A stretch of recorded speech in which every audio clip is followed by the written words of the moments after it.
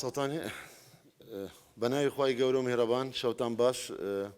بینەرانی خۆشەویست ئەمڕۆ جارێکتر وەکو وەزارەتی تەندروستی راپۆرتی ماوەی ڕابردوو لەسەر ڕەوشی خۆپارێزی و کۆنتڕۆلکردن و چارەسەری بۆ نەخۆشی ڤایرۆسی کۆرۆنای نوێ کۆڤید 19 دەخینە ڕوو و سەرەتا سوپاس و ڕێز و ستایشی هەموو هاوڵاتیانی هەرێمی کوردستان دەکەین بۆ خۆڕاگری و ئارامیان و سوپاس و دەستخۆشیان دەکەین بۆ پاڵپشتی و پابەندبوونیان بە ڕێنماییە تەندروستیەکان و هەروە سوپاسێکی بێپایانی پزیشکان و کارمەندانی تەندروستی و پەرستاران و هەموو فەرمانبەرانی کە لە بواری تیمەکانی تەندروستی لەم بوارەدا کار دەکەن بۆ شەونخوونی و ماندووبوونیان سوپاسی هێزەکانی ناوخۆ وەزارەتە پەیوەنددارەکان سوپاسی وەزارەتی ناوخۆ دەکەین. بەڕێزان هەروەک دەزانن ئێستا لە جیهاندا نەخۆشی کۆرۆنا بەردەوامە لە هەڵکشانی ژمارەی توشبووان بە تایبەتیش لە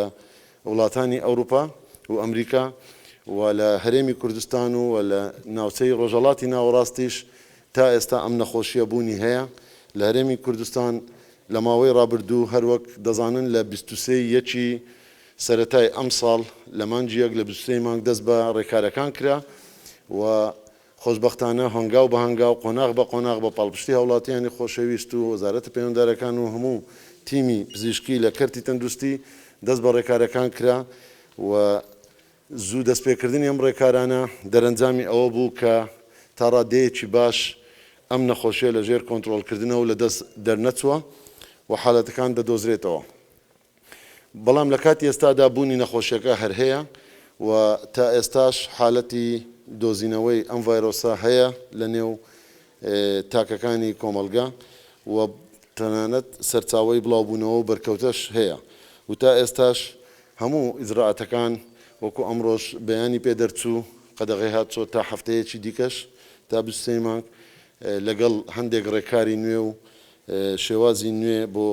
هاوڵاتیان کە دواتر لەلایەن ژوورەکانی ئۆپەراسیۆن دەسەڵات لەلایەن پارێزگارەکان و سەرپەرشتیاری ئیدارەکانی سربەخۆ هەیە بۆ ئەوەی ڕێخستنی بوارەکانی پێداویستی ژیان و هەروەها بژێوی هاوڵاتیان پێویستەکەی بۆ ئەم سنووردارکردنی جمزۆڵە. بە سوپاس ئەمڕۆ بەڕێزان ڕێکخراوی تەندروستی جیهانی بڕێکی باش لە دەرمان و پێداویستی پزیشکی بۆ هەم خۆپارێزی و هەم چارەسەری بۆ ئەم نەخۆشیە گەیشتە هەرێمی کوردستان لە کۆگاکانی ناوەندی هەروەک بینیتان وەرگیرە و پێشترێش هەندێک لە پاڵپشتی و هاوکاری تری لە بواری ڕاهێنان و لە بواری بڕێک دابینکردنی تێستی پشکنینی تاقیگەیی ئامادەکرد بوو و لێرە دەمەوێت پێتان بڵێم کە ڕێکخراوی تەندروستی جیهانی هەروەک ئەمڕۆژ نوێنەریان لەگەڵمان بوو تەنها پێداویستی پزیشکی و ئەو بابەتانەی خۆپارێزی و چارەسەری بۆمان دابین کردووە بەبێ ئەوەی هیچ خەرجیەک یان بودجەیەکی تەرخانکراوە بۆ حکوومەت هەرێم دابین بکات. هەروەها لێرەوە دەمێ ئەوەش ڕابگەینین کە بە سوپاسەوە ئەمڕۆ وەزارەتی دارایی ئەم بڕە بودجە تەرخانکراوەی کە لە بەغداوە بۆ هەرێمی کوردستان دانرا بوو دەمێ ڕوونکردنەوەتان بدەمێ کە ئەم بودجەیە دوای ئەوەی سەردانی بەغدامان کرد لە ماوەی ڕابردوو و ڕۆژانە لەسەر هێڵین دیارە حکوومەتی عێراقی فیدراڵ لەلایەن چەند بانکێک و لە چەند پرۆسەیەکی هاوکاریەوە بودجەی تەرخانکراوی بۆ دانراوە لەو بودجەیەدا لەسەر پارێزگاکانی هەرێمی کوردستان بۆ هەر پارێزگای دهۆک هەولێر سلێمانی 1 میلیارد دینار و 500 میلیۆن دیناریش بۆ وەزارەتی تەندروستی بۆ بەردەستی ئەم پێداویستیانەی خۆپارێزی و بەکارهێنانی لە پێناو ڕوبەڕووبوونەوە واتە کۆی گشتی 3 میلیارد و 500 میلیۆن بوو. بەداخەوە کە لە بەغدا پارێزگای چوارەمی هەرێمی کوردستان کە پارێزگای هەڵەبجەی شەهید و هەڵەبجەی خۆشەویستە بەداخەوە زۆر هەوڵماندا دیارە لەوێندەر ئەوان تەنها پارێزگای هەولێر سلێمانی دهۆک بڕی تەرخانکراویان بۆ دانابوو بەڵام لەسەر ڕاستپاردەی بەڕێز جەنابی سەرۆک وەزیران و لەسەر بڕیاری بەڕێز جەنابی سەرۆک حکوومەتی هەرێمی کوردستان ئەو بەشە بودجەیەی وەزارەتی تەندروستی کە تەرخانکرا بوو بۆ ناو دیوانی وەزارەتی تەندروستی بۆ ڕایکردنی کارەکان کە 500 میلیۆن دینار بوو بۆ ئەوەی پاڵپشتی و پشتگیری دەڤەرەکانی پارێزگای هەڵەبجە و هەروەها دەڤەری ڕاپەڕین و ئیدارەی گەرمیان ئەم بەشە بودجەی ناوەزارەتی تەندروستی کە 500 میلیۆنە بەسەریاندا دابش دەکرێت و بۆیان تەرخان دەکرێت بۆی هاوشێوەی پارێزگاکانی تری هەرێمی کوردستان دەرمان و پێداویستی پزیشکی و ئەو ڕێکارانەی پێداڕایی بکەن و ئێمە هەوڵی بەردەوامیش دەدەین کە بەشە بودجەی تر هەم لە عێراقدا دابین بکەین و لەگەڵیان لەسەر هێڵین و سوپاسی نوێنەرایەتی حکوومەتی هەرێمی کوردستان دەکەین لە بەغداد کە ڕۆڵێکی گەوریان بینی و ئەم ڕۆژ لەلایەن وەزارەتی داراییەوە ئەم بەشە بودجەیە گەیشتە وەزارەتی تەندروستی بە نووسراوی فەرمی پێمان گەیشت و دەمەوێت لێرەوە جارێکتر بڵین کە هەردەم حکوومەتی هەرێمی کوردستان و بەڕێز جەنابی سەرۆک وەزیران بەپەرۆشەوە بۆ ئەم شوێنانەی کە پێویستی بە بودجە بووە و تەنانەت پێویستی بە بودجەی زیاتر بووە دابینی کۆرە هەروەک لە پێشووتریش دووجار بودجەی تەرخانکراوی باشی بۆ وەزارەتی تەندروستی کە بەسەر هەموو بەڕێوەبەرایەتیە گشتیەکانی تەندروستی دابش کرا و ئێستاش ئەم بەشە بودجەی کە لە بەغداوە هاتووە بەسەر بەڕێوەبەرایەتی گشتیەکانی تەندروستی دهۆک ئەو لێر سلێمانی و ئەم بەشەی کە لە دیوانی وەزارەتشە بۆ بەڕێوەبەرایەتی گشتیەکانی تەندروستی هەڵەبجە و ڕاپەڕین و گەرمیان دابین دەکرێت و بەڕێزیان بەپەرۆشەوە بۆ قەزای دەربەندیخانی خۆشەویستیش بەڕێز جەنابی سەرۆک وەزیران بودجەیەکی تایبەتی کاتێک کە ئەم ڤایرۆسە بڵاو بووە و من لێرەوە سوپاسی هەموو هاوڵاتیان و خەڵکی بە شەرەفی قەزای دەربەندیخان دەکەین کە زۆر بە تەندروستیانە و بە ڕێکارێکی زۆر جوان توانیان کۆنتترۆلی ئەم نەخۆشیە بکەن. هەروەها بەڕێزان دەمێ ئەوەش بڵێن کە حکوومەتی هەرێمی کوردستان لە ڕێگەی کردنەوەی ئەژمارە بانکەکانی لە ئەنجومەنی وەزیران دەست کرا بە کۆکردنەوەی ئەو کۆمەک و بەخشینانەی بۆ ئەوی هەموو هاوڵاتیانی هەرێمی کوردستان بەبێ جیاوازی سوودمەند بن بە تایبەتی لەو قەیرانی ئێستادا بە تایبەتیش بۆ دابینکردنی خۆراک و بژێوی و دەرمانی پێویست کە ئەم بەشە بودجەیە کە ئێستا کۆکراوەتەوە لە حکوومەتی هەرێمی کوردستان لەسەر ئەژمارە بانکەکاندا بە دڵنیاییەوە بۆ هەموو هاوڵاتیان هەرێمی کوردستان و بۆ پارێزگاکان بە گوێرەی ڕێژەی بەرزداربوونی ئەو بەڕێزانەی کە کۆمەقیان بەخشیە ئەم بودجەیە دووبارە لەسەر ڕاستپاردەی سەرۆکایەتی ئەنجومەنی وەزیران ئەوە دەخرێتە خزمەتی هاوڵاتیان. بەڕێزان دیارە پرۆسەی کەرەنتینکردن و ڕوپێوکردن و بە دوواداچوون بۆ دۆزینەوەی حالەتەکان و هەروەها ئەوانەی بەرکەوتەنە بۆ پشکنینیان بەردەوامە بەڵام ئێمە لە ئەنجومەنی وەزارەت و لژنەی باڵای وەزارەتمان بڕیارماندا کە چەند خزمەتگوزاریەکی پێویست هەیە لە ماوەی داهاتوودا بکرێتەوە بە قۆناغ بە ڕەچاوکردنی هەموو ڕێنمایە تەندروستیەکان و دوورکەوتنەوە لە خوانەخواستە قەرەباڵغی و بەرکەوتن ئەویش خزمەتگوزاریەکانی پێکوتەیە کوتان بۆ منداڵانی و کۆرپەکان هەروەها دابینکردنی چارەسەری بۆ نەخۆشیە درێژخایەنەکان لەگەڵ چەند خزمەتگوزاریەکی تری تایبەتمەندی پرۆگرامی چاودێری تەندروستی سەرەتایی هەیە بە تایبەتی لە بنکە تەندروستیەکاندا. لەگەڵ ئەوەش جارێکتر جەخت لەوە دەکەینەوە کە هاوڵاتی تا بکرێت بەرکەوتە نەبێت و دوور بێن و دوورکەوتنەوە لە یەکتر و بەکارهێنانی ماسک و داپۆشین و دوورخستنەوە لە قەرەباڵغی و هەروەها لە کاتی پێویستیش دەستشوشتن و تەعقیمکردنی شوێنەکان ئەوە کاری سەرەکی پابندبوونی ڕێنماییەکانی تەندروستی دەبێت و ئێمە بۆ داهاتووش بە هەمان شێوە لە داهاتووداش پلانێکی استراتیژی وەزارەتمان کە پێشکەشمان کردووە و بۆ هەموو وەزارەتە پەیوەنددارەکانی شێوازی نوێی چۆنیەتی هەڵسوکەوتکردن لە دوای ئەم ڕەوشەی کۆڕۆنا بۆی قۆناغ بۆ قۆناغ لە داهاتوودا ئەم شوێنانە بکرێتەوە و ژیان ئاسایی بێتەوە بەمەش پلان و ڕێکاری پێویست و ڕێنمایی پێویست هەیە تاوەکو جارێکتر لە ناکاوەوە نەگەڕێنەوە سەر ئەو ڕۆژەی پێشتر لە نەخۆشی کۆرۆنەدا هەبوو. و لێرەوە داوا لە پزیشکان و کارمەندانی تەندروستی خۆشەویستیش دەکەین کە ئەوانەی تا ئێستا پشکنینی خۆیان ئەنجام نەداوە بە تایبەتی ئەوانەی بەرکەوتە بوونە و لە ڕۆژانەدا کاریان لەگەڵ گومان لێکراوان یان لەگەڵ گەشتیاران کەرەنتین و لە ناو شوێنەکان و نەخۆشخانەکاندا بوونە پشکنین بکەن هاوشێوەی ئەوەی کە بە سوپاسەوە هەموو ڕاگەیاندکارانی خۆشەویست بە ڕێژەیە چەکجار زۆر پشکنینەکانیان ئەنجامدا ئەمە بۆ سەلامەتی خۆیان و هاوڵاتیان و هەموو کۆمەلگا دەبێت. هەروەها بڕیارمان داوە کە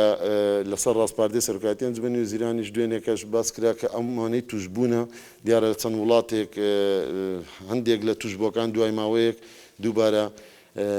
ڤایرۆسەکە پۆزتیڤ بووتەوە ئەمە ئەم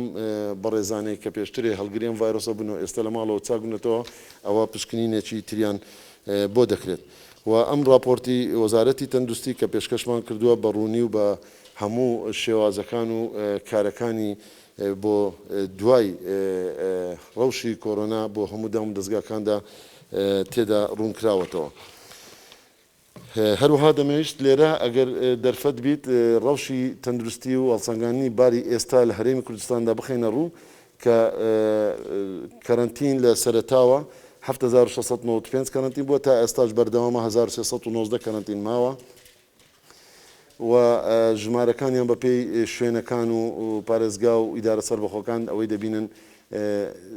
ئەنجام درراوە بە جۆرەی پارێزگاکان ئەوەی دەبینن کۆی گشتیە توشبووان ژمارەی توشبووان بەم نەخۆشیە کە 335 حالەتە تا ئەم دقەیە و ئەگەر بێت و پشکنینی نوێژ دەربچێت دەرەنجامی نهێبێ ئەوە ڕای دەگەینین و ژمارەی توشبەکان لەسەر ئاستی پارێزگاکان ئەمە لێرەدا نیشان کراوە کە زۆرترینیان لە شاری هەولێر و بە پلەی دووەم سلێمانی و دواتر پارێزگای هەڵەبجە و پارێزگای دووەکەش لە پلەی چوارەم. پشکنینەکان تا ئێستا 3725 پشکنین خۆشبەختانە هەر زۆربەی هەر زۆریان نێگەتیڤ بووە تەنها 335 حالەت پۆزتیڤ بووە و توشبەکان ئەوەی دەیبینن چۆن لە یەکی ئازارەوە لێرەدا لەم راپۆرتە نیشان کراوە کە ڕێژەکە بەرەو سەرەوە چووە و ژمارەی توشبوان دەبینن کە هەڵکشانی ژمارەی توشبوان بە جێرەی ڕۆژەکان لە ماوەی ڕابردوودا دەبینن کە ڕۆژ لەگەڵ ڕۆژ جیاواز بووە بۆیە ئەمە پێمان دەڵێت کە ترسناچی نەخۆشی ڤایرۆسی کۆرۆنای نوێ تا ئێستا بوونی هەیە و لەم ترسناکێ دەرباز نەبووینە ئەگەرچی ژمارەی توشبوان کەم بووەتەوە ئەگەرچی لەژێر کۆنتڕۆلکردنە بەڵام تەنانەت یەک حالەتیش لە ڕووی پەتازانیەوە بە ژمارەیەکی زۆر دادەندرێ بۆیە قەدەغەی هاتوچۆ و کەرەنتینکردن ڕۆڵێکێک جار گەورە دەبینێت بەو ئومێدەین کە هاوڵاتیانیش پابند بن بەڕێن مایەتەنزەکان و ئارام بگرن تا ئەوەی بە تەواوەتی نەخۆشی کۆرۆنا کۆنتڕۆل دەکرێت لە هەرێمی کوردستان بە جۆرەی شوێنەکان و پارێزگاکان و ڕۆژەکان ئەمەی دیاریکراوە دەیبینن. هەروەها ئەمە چەماوەی ستونیە ئەم چەماوەیە نیشاندەرێکی باشە لە وڵاتانی دنیا وڵاتە پێشکەوتوەکان هەموو هەوڵیان بۆ ئەوەیە کە ئەم چەماوەیە بە شێوەیەکی ستونی بڕوە ڕێژەکان تاوەکو سیستەمی تەندروستی بەوە ڕابگات نەخۆشەکان چارەسەرکە بەوە ڕابگات کە کۆنتاکتەکان بدۆزێتەوە هەروەها پێڕابگات کە کۆنتڕۆلی حالتەکان نەوەک خوانەخواستەوەی دەبینن لە هەندێک وڵاتدا لە ناکاو بەرزبوونەوە بە دەیان هەزار توشبوو هەیە. ئەوەی دەیبینن بە جێرەی پارێزگاکانە هەڵکشانەکە و ڕێژەکانیان بە جێرەی بۆچی باسمان کرد 150.4 لە هەولێر و 138 لە سلێمانی و 104 لە دهۆک و لە هەڵەبجە 106 و بە جێرەی تەمەن لە جاری پێشوش ئێمە ئەوەمان باس کرد کە نیشاندەرێکی باش لە هەرێمی کوردستان کە زۆر پرسیار دەکرێت بۆچی نەخۆشەکان زۆربیان ڕەوشی تەندروستیان باشە لەبەرەوەی زۆربیان لە تەمەنی گەنجینە بە تایبەتی لە نێوان 30 تا 39 ساڵ و لە 20 تا 29 ساڵ و ڕێژەی ترسناچی کە لە وڵاتانی دنیادا تەنانەت هەندێک وڵات تەنها ئەم توشبوانەی کە لە تەمەنی هەفتا بەسەرەوەی داخلی نەخۆشخانەکان دەکەن خۆشبەختانە تەنها 10 حالەتە بووە. بە جێرەی ڕەگەزیش دیارە ڕێژەیەکی کەم جیاوازی هەیە 152 ئافرەت کە زیاترە لە پیاو بە 147 پیاو و توشبوان زیاتر بەرکەوتوەکان توشبوونە ئەمە نیشاندەرێکی خراپە ئەم نیشاندەرەی کە پێمان دەڵێ زۆرترین حالەت کە دەبینن لە نزیکەی لە 190 حالەتەکان بەهۆی بەرکەوتن بووە تا گەشتیار نەبووە و لە شوێنێکی توشبوو نەگەڕاوەتەوە بەڵکو بەهۆی بەرکەوتنی کەسێک توش بووە ئەوەیە هۆکاری بڵاوبوونەوە تەشەنەکردن ئەگەر کۆنتڕۆل نەکرێت و ئەوانی تر لە گەشتیار لە گەشتی هاتوونەتەوە. بە جێرەی پیشە زۆربیان ئافرەتی ماڵ بە پلەی یەکەمە و قوتابی و کاسبکار و دواتر هەموو جۆرەکانی تری پیشەکان و بەداخەوە پزیشکان و کارمەندانی تەندروستیش بێبەش نەبوونە کە ئەمە بەداخەوە 15 حالەت هەبووە لە هاوشێوەی ئەو وڵاتانەی تریش بۆ ئومێدەین کە حالەتی تر نەبێت 15 حالەتی پزیشک و کارمەندی تەندروستی توشبوو هەبووە و بە جێرەی نیشانەکان ئەمە لە 187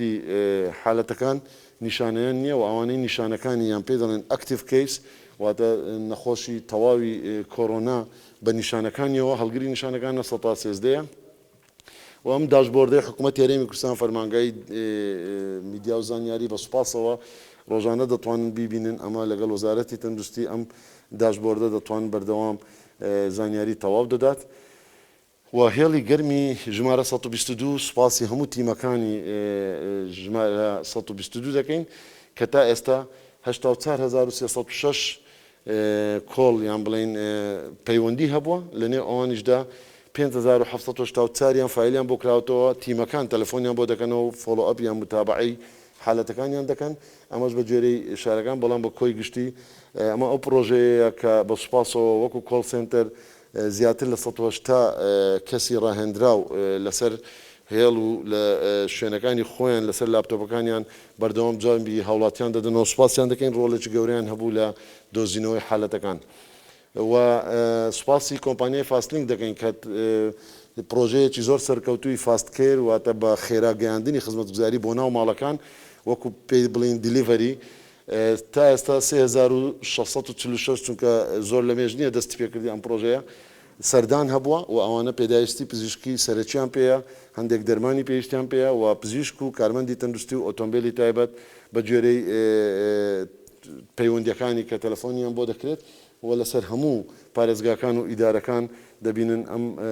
خزمەتگوزاریە هەیە.